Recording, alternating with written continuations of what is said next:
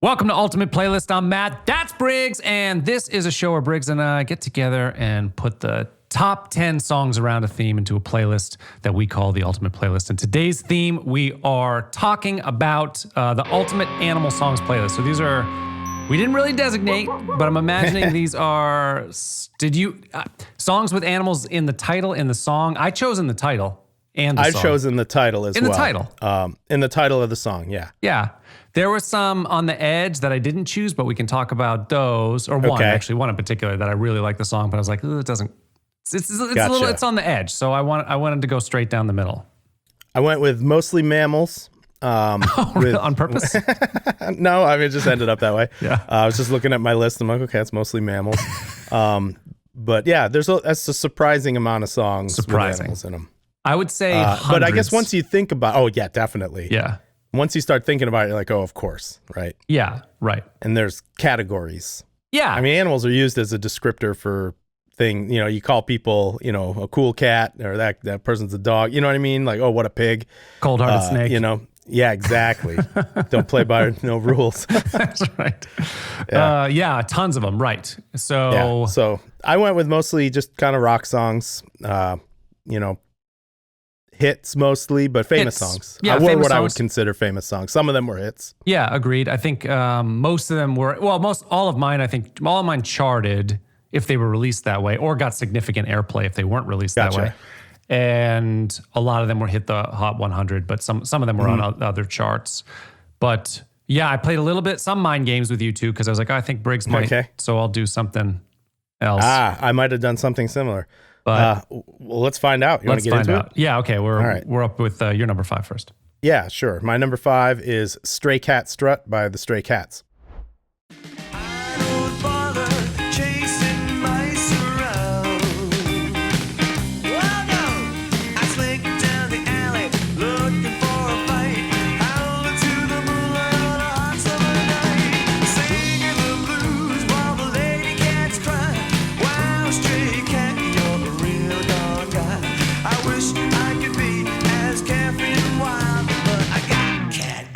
And I got cat style. There you go. Stray Cats. Brian Setzer. Classic. Awesome guitar player. Yeah, it's a classic. This is a great song. Brian Setzer, of course, monster guitar player. Monster. Always like him. I like his style, Yep. Both like musically and fashion sense or whatever. He's got cool hair. You know, he plays the big orange Gretsch guitar. That's you know, right. he's just a cool dude. Old school vibe in the late 70s and early 80s. This song eventually became a hit in the States, but it's got kind of an interesting backstory. So Stray Cats are from Long Island originally. Yeah. And they were playing at, you know, they were always doing this kind of style. They're playing at CBGBs, etc. And then they heard that the rockabilly thing was maybe making like a comeback or in London. So they went overseas and got pretty popular there, recorded their first 2 albums there, and of which this was on, and did well in the UK, but didn't really do much in the States. So then they came back to the States. The record company decided to do basically a compilation of their first 2 albums. Okay, so they didn't reissue it, they just put them together. Correct, and that's Yeah. Built for Speed, which was the first American album, which is okay. when this came out in the States.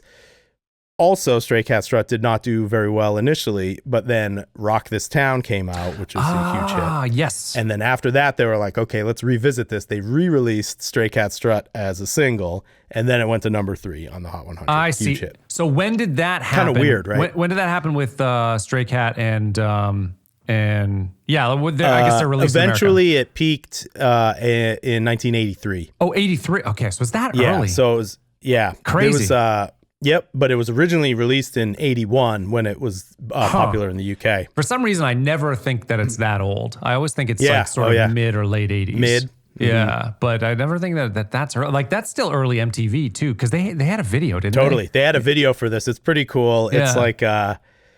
It's like kind of like a cheapness inspired set where it looks like an alley, but there's like a painting as the backdrop and like fake brick, and they're just jamming out there. And Right. there's like cats running around, and then the old ladies like yelling at him through the window, chucking buckets of water at him and that kind of thing. So but it's engaging and it's cool, and they all look cool. They got the upright bass guy, and 50s vibe. Lee Rocker is his name. They all have good names. The drummer is Slim Jim Phantom. That's a good name. Why Phantom? Why Slim no Jim idea. Phantom? Yeah, I don't know. I mean, that's him though.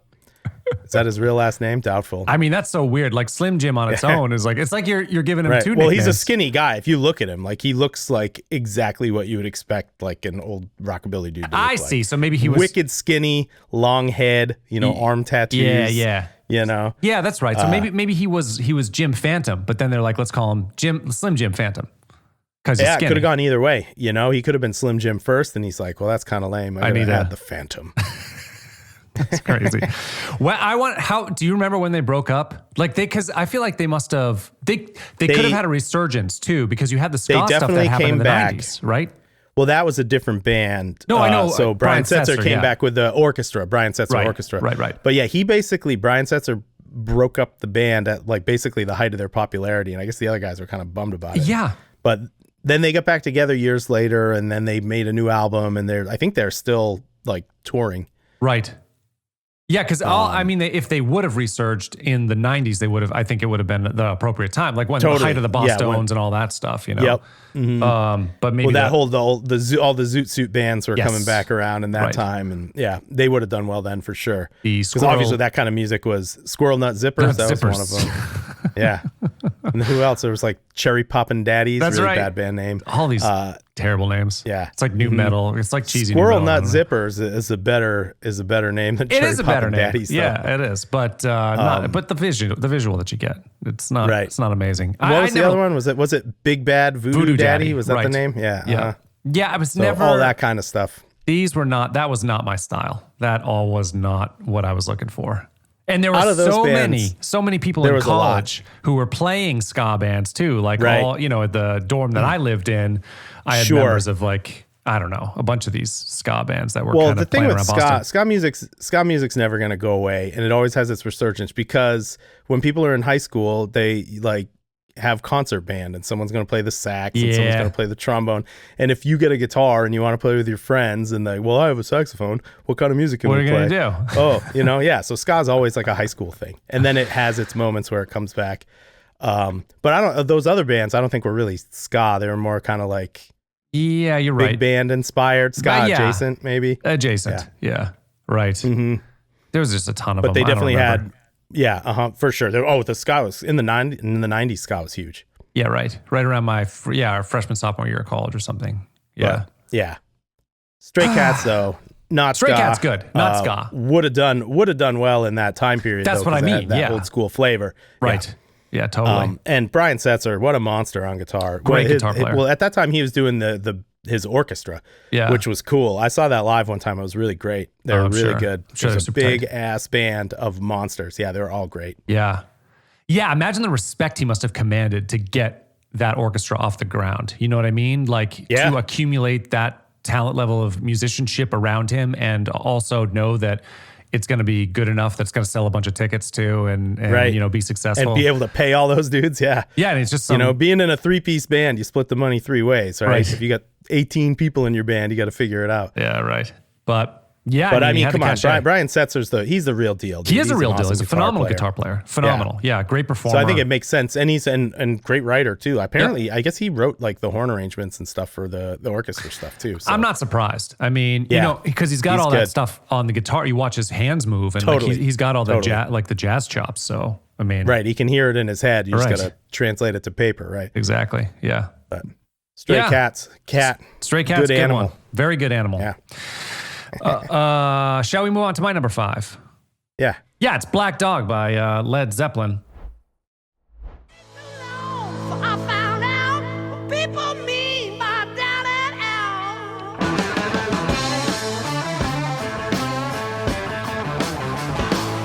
Spent my money, took my call, started telling a friend she gonna be a star.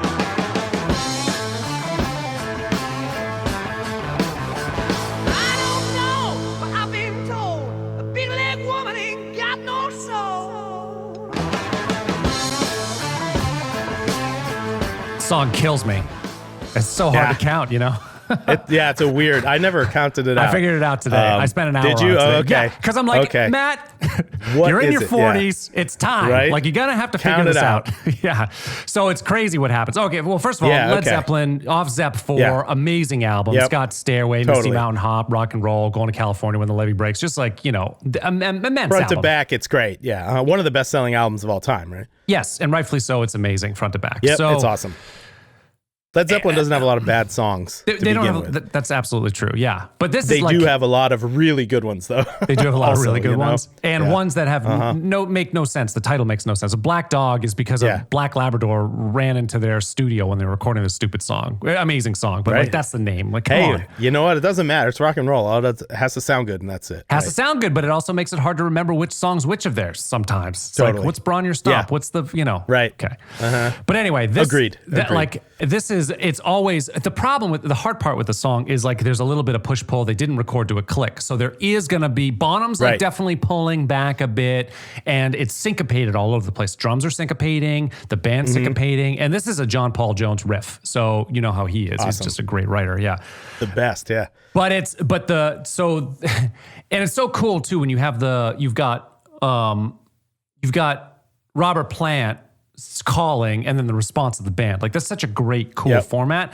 But because that's Totally. happening, there's a little bit of pull there. But what's happening is when he sings, it's a 4-bar and then it's a 5-bar. So Okay. on the 5-bar, what happens is Bonham then comes in and the band comes in on the E and of 5, da, da, da, Okay. and then it's on the it's on the 1 E on the snare. It's da da da da da, and then he hits the kick on the and of 1, and Okay. then snare on 2, and now we're back on kick on 3, snare on 4. So he like Gotcha. it's because of the syncopation where he's hitting the original pickups that's like really Yeah. weird, and also that first kick on the and of 1 instead of 1 just crushes Right. my head. Messes your brain up. Yeah. Yeah. They have Led Zeppelin has a few of those that are kind of Like, brain breakers that you don't hear right until years later. Years. Like what is it? Is it Rock and Roll, the one that starts with the drums and he Yes. starts on the and of 4, I Yes. think, and but if you hear it as the 1, it fucks you all up. It does. Yeah. yeah. It's super hard. And like and the rest of the song too. So that's just the kind of that's the verse part, I guess the verse Sure. part, but the rest of it's all syncopated too and weird, but at least it's a lot easier to follow because it's kind of It's like stuff's straighter. happening straight It's through. the pulse is straighter at that Pulse is point. straighter, but but the pickup into when the band kicks in, it's just it just floored Weird, me. yeah. Yeah. And I'm like, how? It is cool though. I do like hearing that because it's just people playing as a band. You know what I mean? No Right. click required. Right. Like they're doing it how they do it, and as long as it doesn't have to be on the metronome. It doesn't. for it to sound good. No, and exactly. oftentimes it's better when it's not because then you can feel the music breathe a bit. Exactly. It's cool because Bonham's cueing them in too. So they did a really cool thing. You can hear it very faintly in the background, but he'll click as a pickup. He gives a click, yeah. Mhm. either 1 or 2 pickups. But I think what they did is they brought the volume down after the recording, like when they mixed it. So they're trying to like cut it out so you can't hear it, but sometimes you can hear it like in the background. He's got Okay. Mhm. to give them that signal, but. Yeah, I mean, they made it work, and it's a great song. So this is It is my a number great 5. song. Yeah, good one. Dog, another good animal. Yeah, well, I like dogs, like cats, Yeah. like dogs. Mm-hmm. Should we move There's on a to lot your, of good animals. a lot of good animals? You want to go to your number 4? Yeah. All right. Sure. My number 4 is War Pigs by Black Sabbath. In the fields of bodies burning as the war machine keeps turning death and hatred to mankind, poisoning their brainwashed minds. Oh Lord, yeah.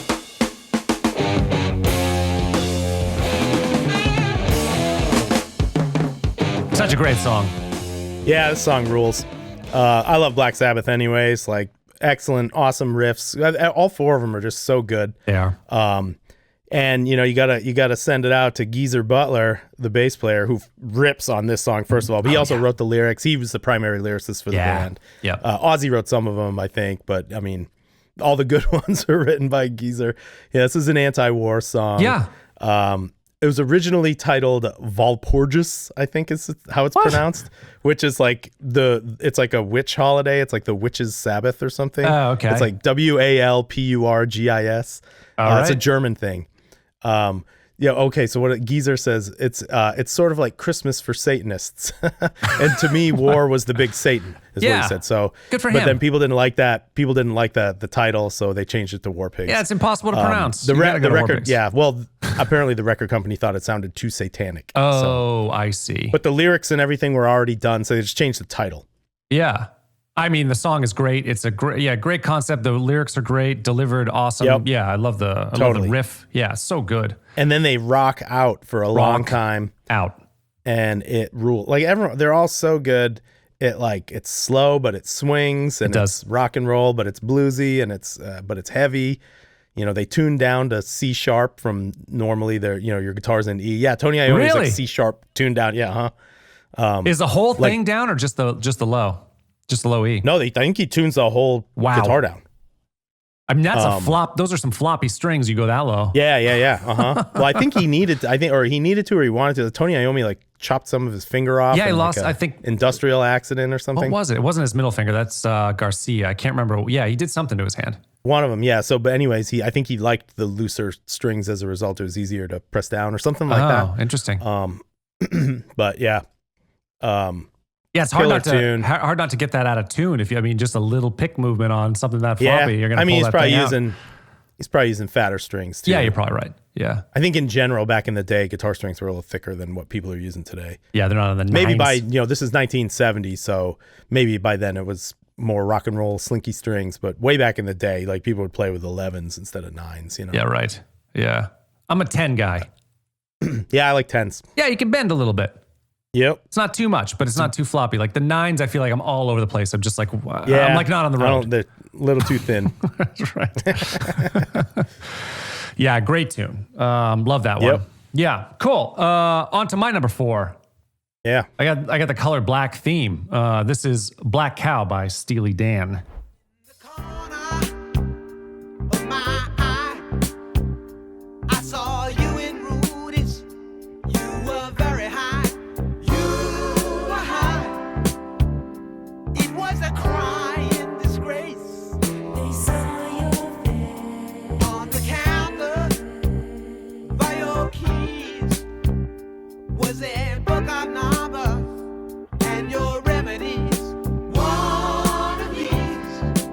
Never a single, but the opening track to one of the best albums ever made, Asia, of course. Totally. Black Cow by Steely Dan, 1977, off their 6th album. I love this album. Awesome. I love a lot of Steely Dan, but to me, nothing compares to this album. I listened to this one front to back and love every single song, every minute of it. As an album, of course, it's amazing. It's one of the best albums of all time. And this song's just got such a great groove. Really groove. Yeah, such super a great cool. Groove. Yeah. Yeah. Mm-hmm. Yeah, also just an impeccable recording, and the instruments are playing off each other. You've got the guitar comp, playing off. There's horns that are answering them.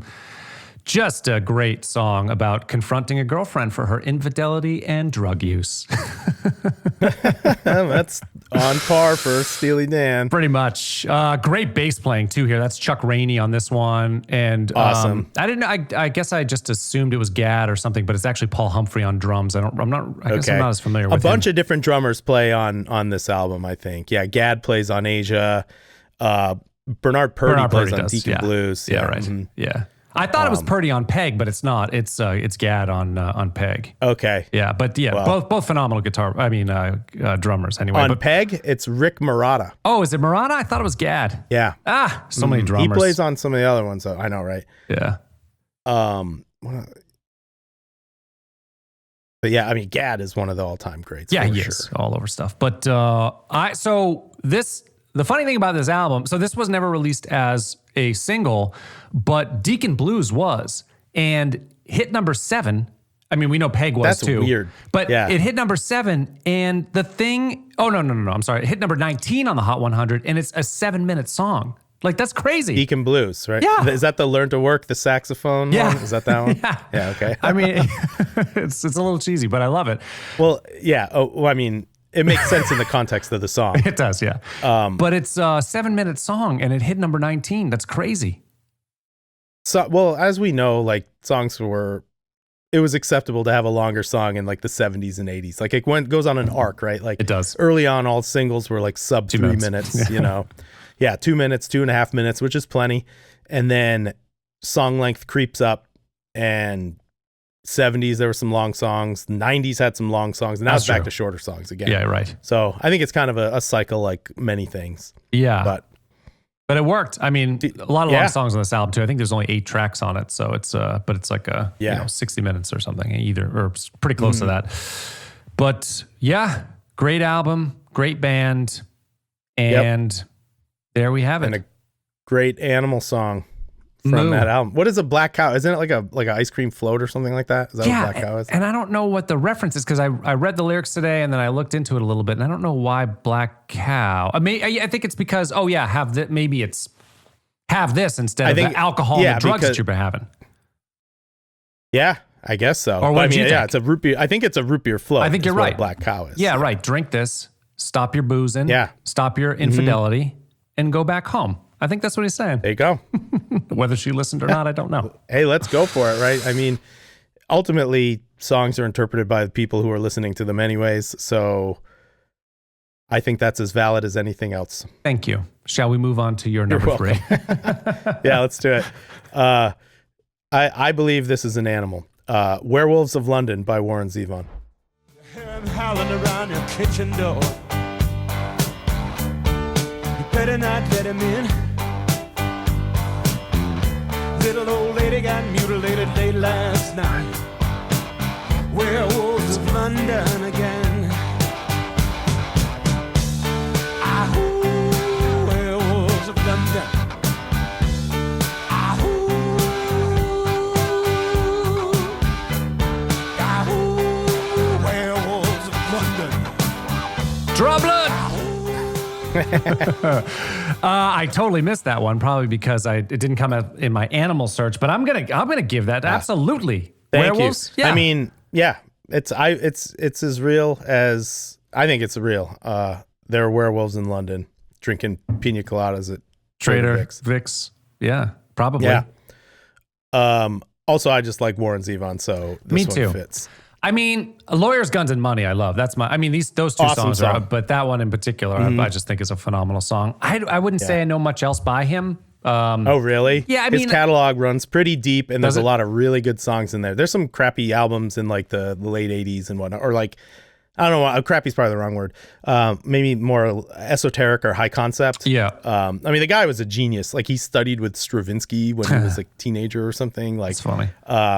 he could play like 30 instruments, Jeez. something like that. Like he's just really talented guy. Yeah. And this was his only top 40 hit. So Yeah. technically, by some definitions, he would be a one-hit wonder. Hard to consider him that though, because I Totally. heard him on the radio. Besides that, I heard Yeah. Lawyers, Oh, yeah. Guns, and Money on there all the time. So Absolutely. Even Excitable Boy. Yeah. Maybe That's that's not on right. the radio, but that's a song that comes out. Rollin' the Headless Thompson Gunner. That Oh, was yeah, another of famous course. song of Yeah, I know his, that song. Yeah, all He's right. got a bunch of songs. And then later on in his career, he had a bunch of good tunes too. Unfortunately, he died of mesothelioma in 2003. yeah, I remember he was. There's like a famous. He was on David Letterman show. Yep. Like right before he died. I don't know, months before he died or something. Yeah, It he was pretty the emotional. only. He was the only guest, and I guess That's apparently right. that had never been done before for the Yeah. whole show. It was just with Zevon, but Letterman was a huge fan. Loved him. Had Zevon on a ton of times. Zevon filled in as band leader a bunch of times too, Yeah. so he was heavily associated with Letterman. Apparently, after that last appearance, he gave Letterman the guitar that he would always play when he was on the show, and he was like, "Hey, take care of this," Heartbreaking. Pretty rough. Yeah. But this song was awesome. Yeah. It's kind of a throwaway. They wrote it in like 15 minutes. Yeah, Written by 3/4 him, song. by Zevon. Well, I mean, the lyrics and everything, they just kind of banged it out as a joke. So it was Warren Zevon, Leroy Marinell, and Waddy Wachtel, the guitar player. Yeah. And I think each of them wrote one of the verses, and it was just like, it was a joke.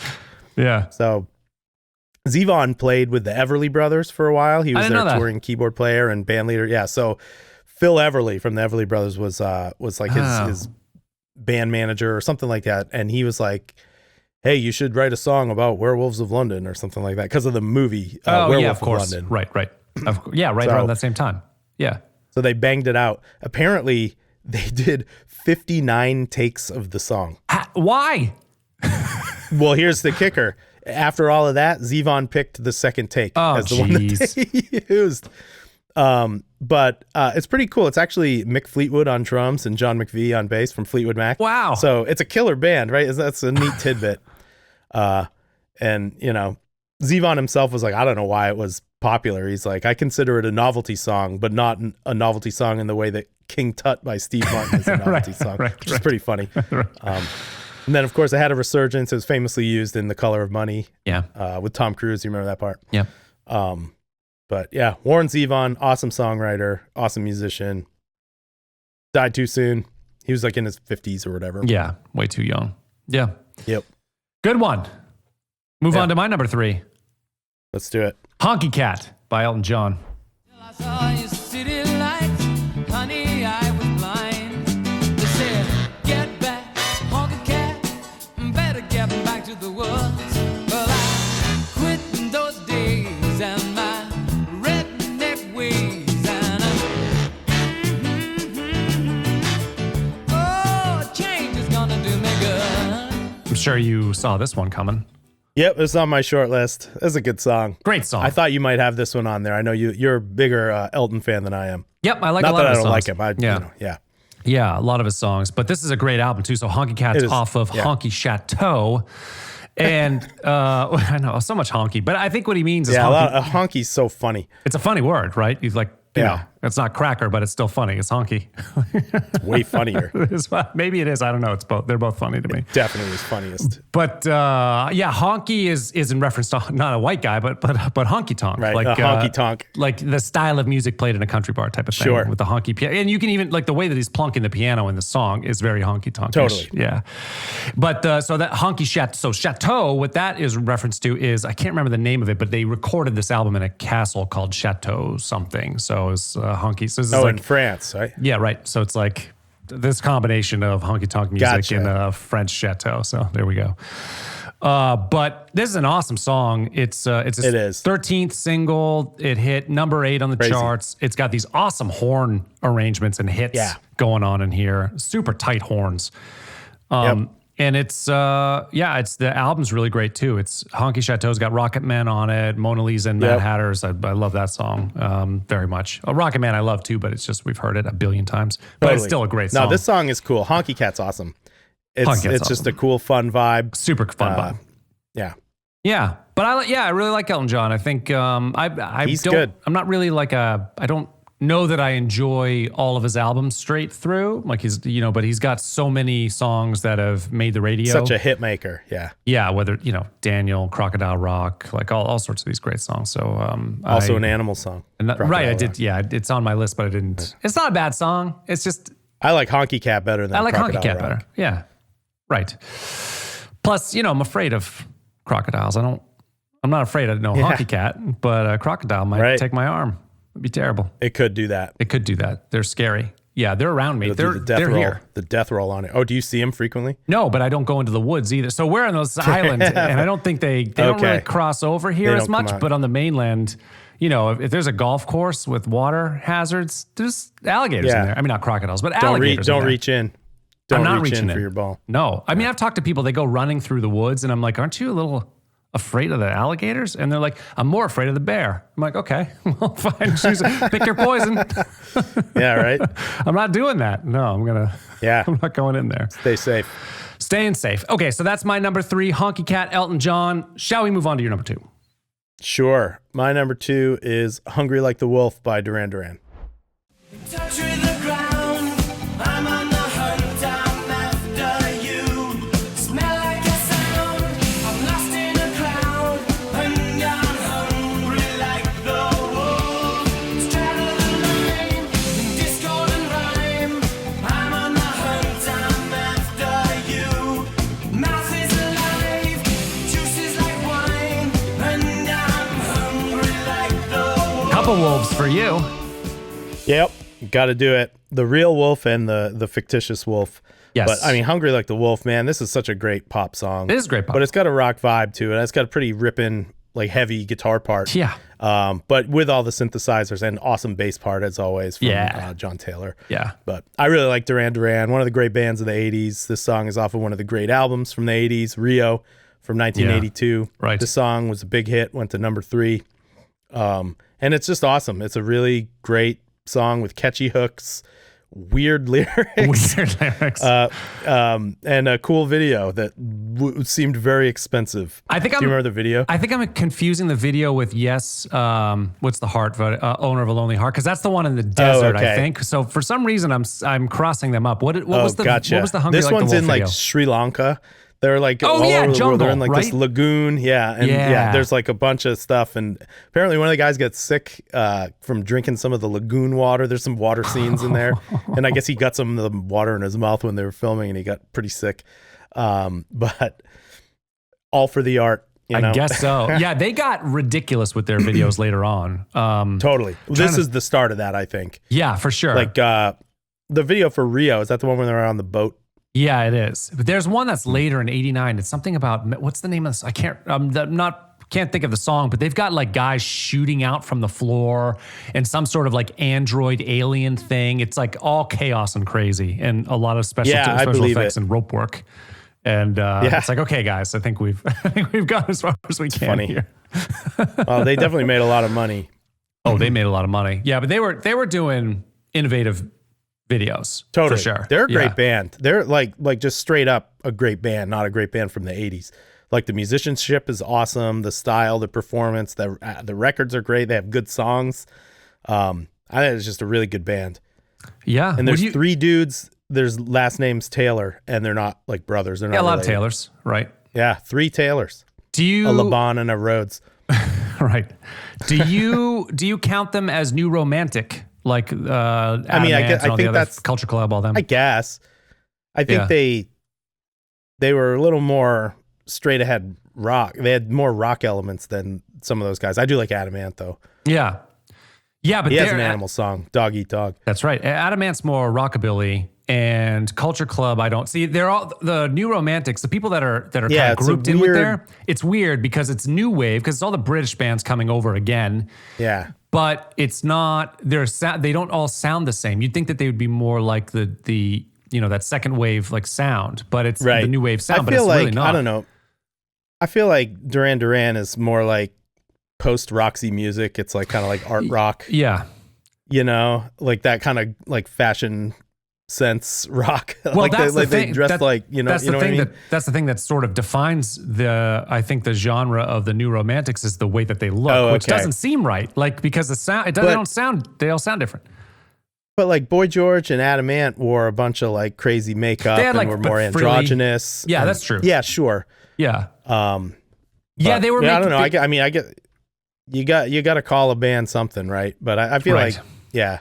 But they're all more- influenced by Bowie and Roxy Music and Mark Bolan. I Right. think that Duran Duran is more a linear transition from the 70s glam classic rock people I into think the so. 80s, whereas Right. like Boy George and Adamant did more of like a quote unquote 80s thing on it, even though they all had synthesizers and whatever in their bands. They did, but but Duran Duran seems more like a rock band that had synth than a synth new wave band. Yeah. Right, So exactly. they're sort of on the other edge to me, but I don't know. Mm-hmm. Yeah. Yeah, I agree. Good band. Yep. Shall we move on to my number 2? Yes. Peacock by Katy Perry. Are you brave enough to let me see your peacock? Don't be a chicken boy, stop acting like a biatch. I'm a piece out if you don't give me the payoff. Come on, baby, let me see what you hiding underneath. Are you brave enough to let me see your peacock? What you waiting for? It's time for you to show it off. Don't be a shy kind of guy, I bet it's beautiful. Come on, baby, let me see. Love the what song you so much. hiding underneath. Another Katy Perry, Teenage Yeah, you're Dream. a big Katy Perry guy. Yeah. This album is phenomenal. Teenage Dream is so good. I know. There's just a couple. There's a lot of good stuff on it. In every generation, there's a couple of that really pop teeny bopper music. There's a couple like albums or people that I just really enjoy. You know, Totally. Britney Spears prior, because I think her, not that she's the most amazing musician ever, but the writing that was around her and the production of her Yeah. songs, like If You Seek Amy or Toxic, like those songs are Toxic's so great. Yeah, awesome. As a product, right? As a Not product. as a personality. Yeah. Right? Yeah. No, but that is a like Britney Spears is a Yeah, product. Toxic is undeniable. Like, Such that a song's great awesome. song. Everyone It's- likes it. The production on that song is like off the charts, awesome. amazing to Yeah. listen to. Yeah. And If You Seek Amy, that song is so like, it's such an innovative, smart song. Just this like half step move with the vocals too, besides the like the quirky, cool lyrics Mm-hmm. of If You Seek Amy. I'm sure you understand the context of that, right? Mm. Do you understand If You Seek What Amy? is it? Well, it's F-U-C-K. Oh, I got it. me. Okay, got it. So, I right. understand. Yeah, sure, sure. Yeah. Like that's a very interesting. I don't know. It's an interesting lyric too to go with the song Yeah. being an interesting song. Anyway, but there's just a few in every generation that I'm just kind of Yep. enthralled with. And for this one, it's Katy Perry for me because this album is just so goddamn good. I love the production on it. This song, I mean, a lot of these songs, it's just like a big synth, an amazing bass, great groove, you know, great kit, and her voice. Like these are pretty Yeah. simply constructed and orchestrated songs, but just Sure. done so well. So I love this one. Obviously, the double entendre, pissed off her record company, and they started to tell her, no, you can't put this on here. But they did the same with her first single, which was I Kissed a Girl from 2008. Right. They're like, no one's going to put this on the radio. And it took, you know, one of the VPs, I think is she at Capitol Records? Yeah, one of the VPs at Capitol Records, like, gave it to a friend who was a big DJ, and they put it on to like test it, and people were calling in all over the place saying we love this song. So I think because she got that broken through, she won this fight as well, and a good thing. Like, who wants a record company telling you what you can't put on your Right. record? I mean, screw you guys. Well, I mean, unfortunately, that happens all the time. I know, but you wouldn't think it would. I don't know. From artists that I respect, I wouldn't think it would, but Right. maybe it does. I Yeah, don't from know. people who've already proven themselves, you know, maybe Yeah. if it's your first album or something. But this is but- not. This is her yeah. third album, I think. So, and Right, she'd already exactly. been And she's already a hit maker. Yeah. right? But yeah, I love the song. This song was never because of that. They never released it as a single, so it never hit the Hot 100. But then they did like a dance mix. I don't know, a couple years later, and it did hit the dance charts. It went to number Okay. one on the dance charts, but it wasn't released that way. But I mean, just a fantastic song. And people panned it. Yeah. The critics. Oh, I hate these critics. These damn critics. So here we go. Like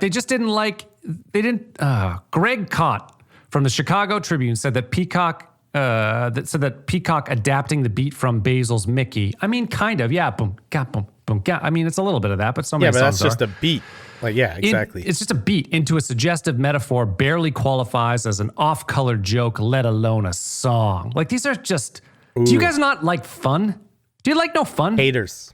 Haters. Some people There's are a just miserable. bunch of these critics who are like that too. And I'm like, did you not listen to the song? The song rules, you idiots. Who cares? I mean, yeah, it's a goofy little pun, but it's who else has So done what? it? Yeah, exactly. I don't know another Peacock And song. there's all kinds of dumb songs. We already talked about Werewolves of London, you know? Werewolves of London. Like, there's always dumb songs out there. It's a good song though. it's a good song, yeah, and she sells it. Anyway, it doesn't matter. But Katy Perry, most diamond certified singles of all time.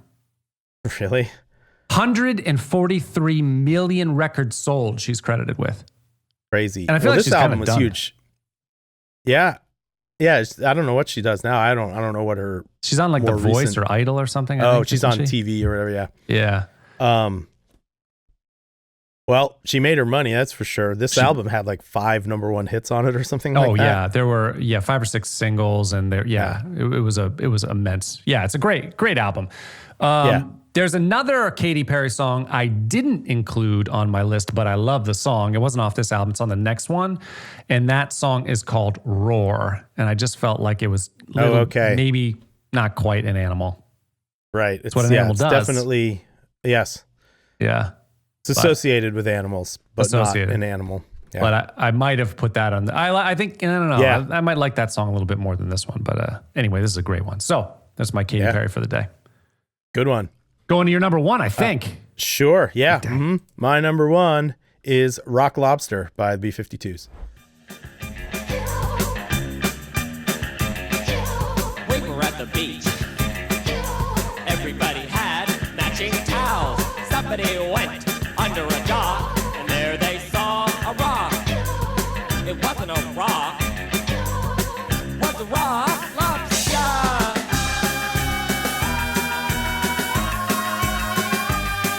Rock lobster. That's so ridiculous. So fun. Awesome. I love this song. This is one of the great tunes of all time, I think. There's a lot going on there. It's ridiculous and it's stupid, but it's fun and it's awesome. And it even charted.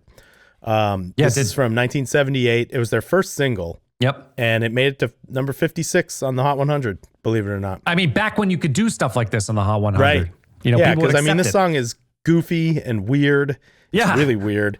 Like, it starts off with them going, ew, you know, like it's just, everything about it is weird.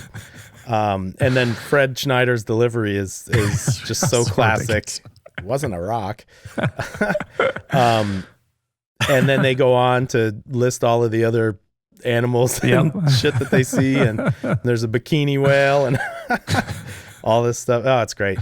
And Kate Pearson playing the keys and singing. And is she the one doing the organ? I think so.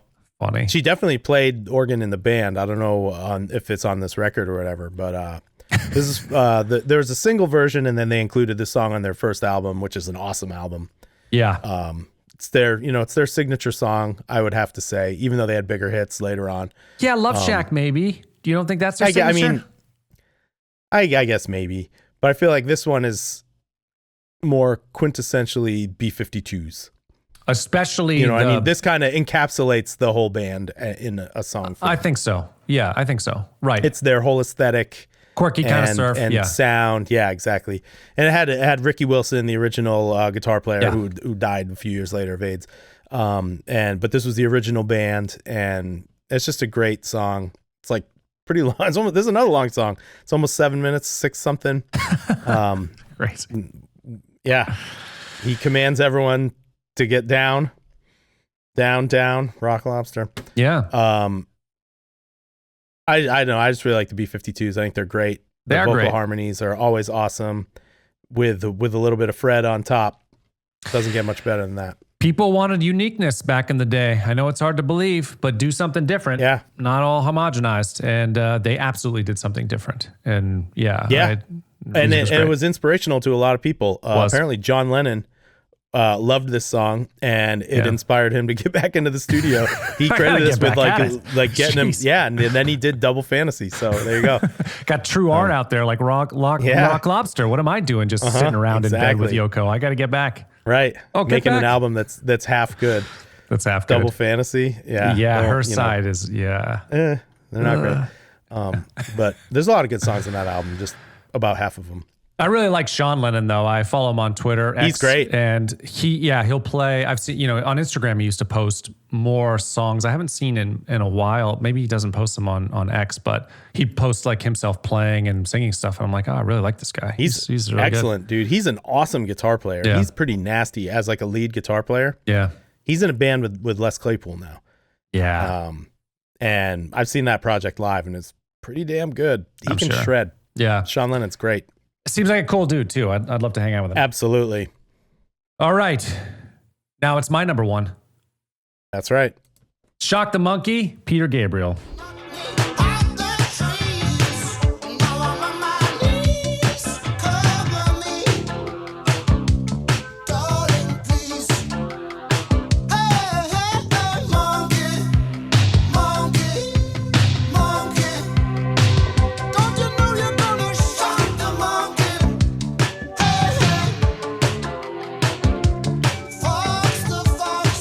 One of my favorites, Peter Gabriel.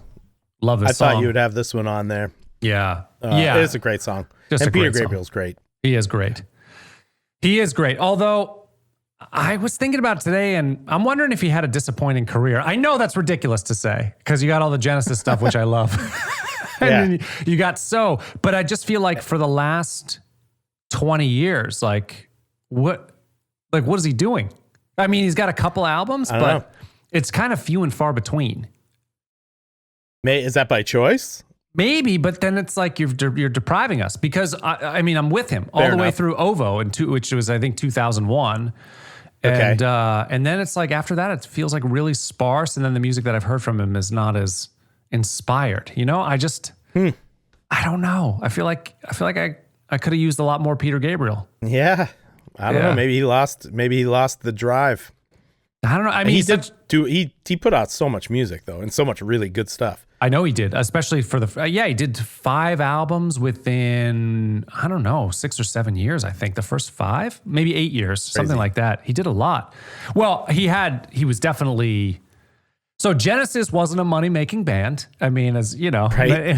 until Phil Collins I mean, took over. not many prog bands were big money makers. Yeah, as much as, you know, I love their music so much, but Yeah. it was not, they were not selling a ton of records.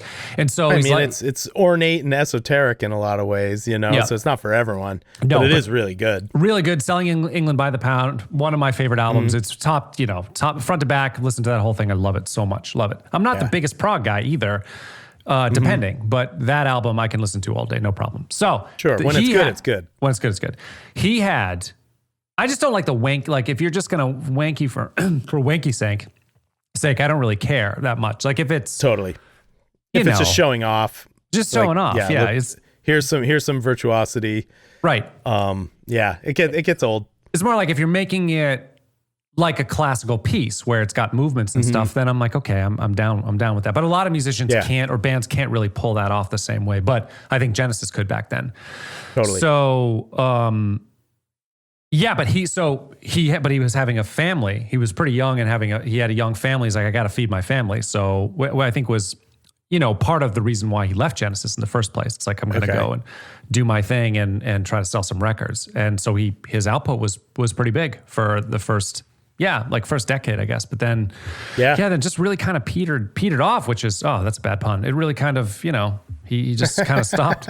I don't know. I think in the last 20 years, he might have a couple, maybe 3 albums, and he might have some compilations and other things. But I mean, he also did soundtracks too, like whatever. Did he do Last Temptation? He did something Rabbit. I can't remember the Rabbit one. And then he did something in like 85 too. Birdie he did as well. So I guess he was doing that, but I don't know. I just want the pop stuff. Maybe he's tired, dude. He's in his 70s. But yeah, but okay, fine. But I have needs too. But I Briggs. guess 20 years ago, he wasn't in his 70s, right? What's been going on, Peter? I have needs, and I feel the same way with Rufus Wainwright, who I love Poses and Yeah, Want he's One. good. Mm-hmm. Those 2 albums are phenomenal. I love them so much. But then after that, he does Want To, but really Want 1 and 2 are kind of the same thing. After that, though, he really starts to go classical. And I saw him do his classical music. It was when I saw him in Oakland in 2010, he was playing piano and singing, and he was doing some of the first half of the show. He was doing some of the songs that I would know on just him on the piano, and it was amazing. And then the second half of the show, he came out in this long black dress that trailed behind him like 20 feet and sat on the piano and did this classical, like a bunch of arias that he wrote. I don't know what you would actually call it, but it was one of those, of course, movements. You're not clapping in between them. And it was probably an hour of that. And it was pretty, and I liked it, but, you know, I like the pop, That's like not I'm a what pop you're- musician. Yeah, sure. I love pop music. So give me more of that, you know? Give Right. me more Poses. I guess if you, it's kind of does the audience know the conceit or not, you know? Right. Are you paying to hear him play his pop songs and then you get the classical thing? You know, is that a bait and switch? You know, some people Yeah. don't like that, I guess. But if you know what you're getting into, I did then know, maybe and I that would sets it up different. Oh, okay. I would have seen him anyway, just because he's such a phenomenal talent. Like he is. Yeah. I mean, he's got a little bit of a strange timbre, but if you can get past that, he's one of the best vocalists on the Oh, planet. I like he's his- so good. yeah, he's awesome. Yeah. Yeah, he's so good. His melodies are just amazingly like put together and challenging and fun. I loved. I warm up to some of his songs because they're just so fun to sing. Like he does all these Right. fun jumps around and stuff. He's so talented, but it's kind of the same thing. I feel like I've lost. I mean, he's in his 50s now. But I feel like I've lost. Like he kind of stopped doing the pop stuff pretty early in his 30s, Right. and it's like, well, Right. Like, I don't, we could have had a lot, but I feel like I could have had a lot more. I'm a little disappointed. Send him an email. I'm gonna send him a little message. I follow him on Twitter tell now, him. and like sometimes Oh, I'll okay. comment back to him, and I'll be like, I'll just like say nice things to him because I love him. Nice. But anyway, so I feel the same way with Peter Gabriel. It's kind of like, from the 70s, like basically 70, all the decade of the 70s, all the decade of the 80s. And then it's kind of like there's some, I guess some, not even a lot of 90s. He did stuff for the millennial, the OVO stuff, but not a lot in the 90s. I mean, So and Then Us, and then it was kind of sparse. So what can we do about this, Briggs? I don't think there's anything that we can do. No, I mean, he's such a perfectionist too. Like, I know how Right. long it takes him to make his stuff. There's a great documentary about Peter Gabriel and his writing and recording, and it's pretty intense how he does it. So, yeah. So I don't know. I guess just slow down. I wonder if if he's still working on music and just not releasing it, like if it's in the vault, Could be. I mean, he had what is it, Real World Studios or something too, where he was also I think he's producing records for world musicians as well. So that took some that of his makes attention, sense. and I'm fine with that. Thank you, give back. Like Sting does the same thing. I'm fine. Like Right. expose these amazing musicians from around the world. Great, but like, can we get some Peter Gabriel hits in this thing too, please? Yeah. Is that What too did much to he- ask?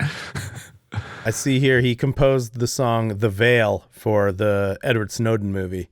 Oh yeah, that's right. Yeah, was that 2016? But I maybe? mean, yeah, I feel like that's I right. heard that and I was like, that's not great. That's the most recent thing that I see that he's done. Yeah, so that's 8 years ago, Peter. What are you Right? doing? Yeah. Man, and yeah, back to Shock the Monkey, though. I got on a little tangent there because I got worked up about it today. But the song is great. I mean, It is great. another scenario where this is early MTV, and this is a great video, too. I don't know if you remember it, but it's like him in an office and him as sort of Aboriginal and through, getting chased and all sorts of cool stuff. But it's like, this is 82, so it is definitely, it's early MTV. And yes, it looks dated, but it's still it's still a nice piece, like a great piece of art for that time. Well, he was kind of a visionary in the 80s video scene. Like he had some really iconic videos, and that's kind of one of the things he was known for. Yep. As a solo artist. But That's exactly right. even in Genesis, he was known for his elaborate costumes and the visual aspect of it, right? Yeah. He was not Costumes afraid. over- He was No. not afraid to, carve a triangle into Dress his up hair. like a flower, and So weird. some of those outfits he couldn't even sing in. They were too like restrictive or whatever. It's like, come on, man. The yeah. visual part's cool, but you got to be able to sing. But by 82, this is his fourth solo album, Security. It's got San Jacinto, it's San Jacinto, right, on it. And I have the Touch and Shock the Monkey. All of his albums were called Peter Gabriel, I think the first four until he got to So, right? So it's like Peter, we call him like Scratch and Melt and Security and whatever. Can't remember what the first one is called, but the first one's got Salisbury Hill on it and stuff. But yeah, his early stuff is so good.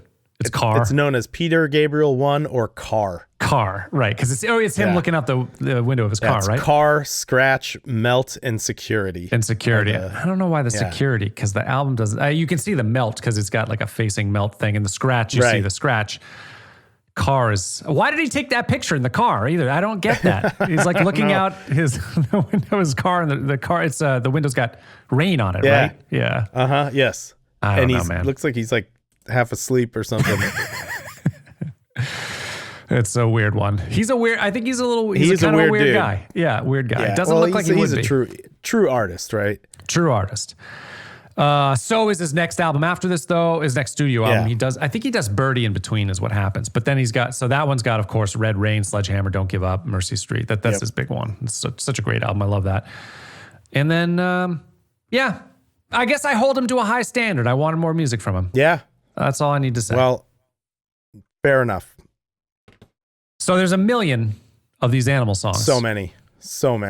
Which Any other ones- highlights for you? I have a few good ones. Yeah, that tell me your were on my tell me your short highlights. list. Brass Monkey by the Beastie Boys. Yep. It's a good one. Bulls on Parade, Rage Against the Machine. Yep. Taking it way back to Hound Dog, Elvis Presley. Yep. You ain't nothing but. Wild Horses, Rolling Stones. Yep. Monkey Wrench, Foo Fighters. There's tons of them.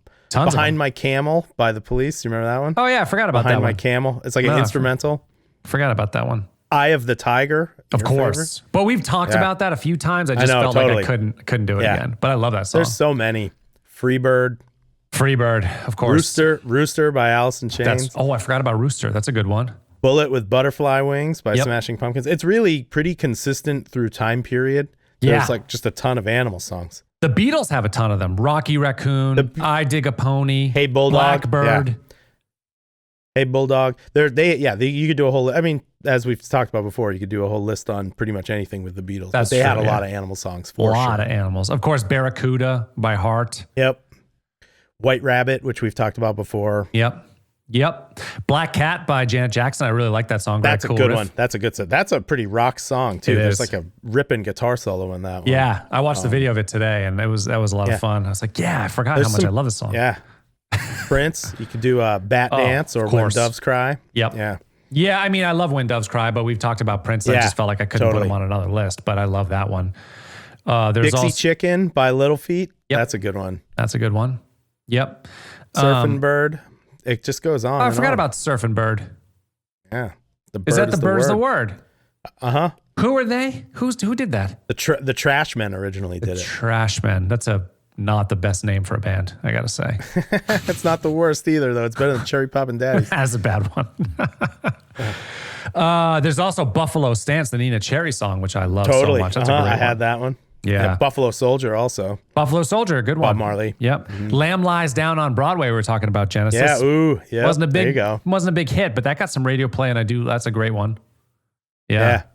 Tommy the Cat, your boys Primus. Yep. Totally. I mean, you could do a whole one on cat songs, a whole one on dog songs. Tons I Want of to Be Your cat ones. Dog by Stooges. Cats and dogs, there's millions of them. Millions. And Pig, too. Like, Pink Floyd has an album called Animals, That's right. Yep. you know?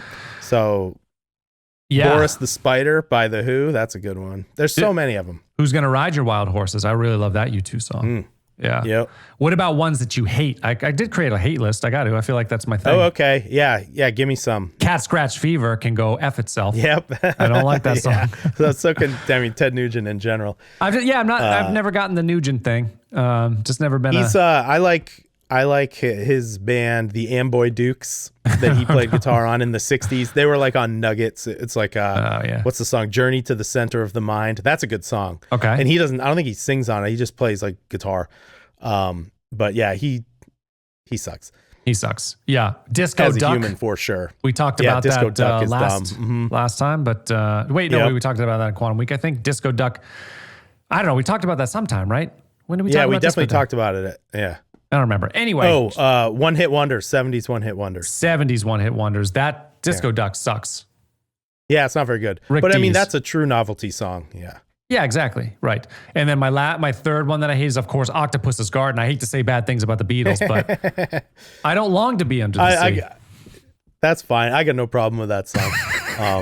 You're a softie. People hate on Ringo. Yeah. But whatever. That song's fine. I What mean, about he's Fly still Like a an Eagle? Beatle. Do you dig on? Yeah, exactly. Oh no, Do you dig on Steve Miller Band? No, Steve Miller. Fly Like an Eagle if is I could on my erase him dislike list. from rock, I would erase him. Like, what has he done for us? Has anybody ever said, you know, who I was hugely inspired by? Steve Miller.